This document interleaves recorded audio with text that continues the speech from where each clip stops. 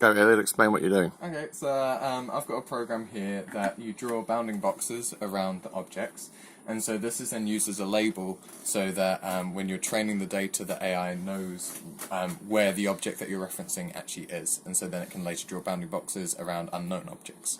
Like It's rubbish. Bottle cap. Yeah. So this is a bottle cap. And here's the bounding box. Excellent. And the dogs? As an example of what it should look like when you're drawing a bounding box around something. Brilliant.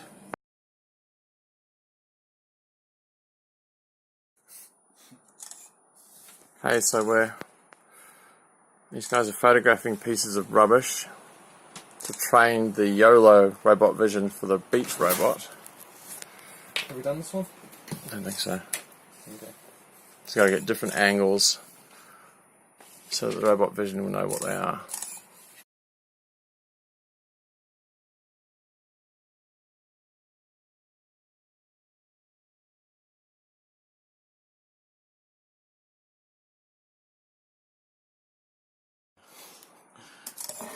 Okay, so this is a milk bottle being photographed from just about every angle. Alright, we can't get one from the side. Okay. Yeah, that's pretty much.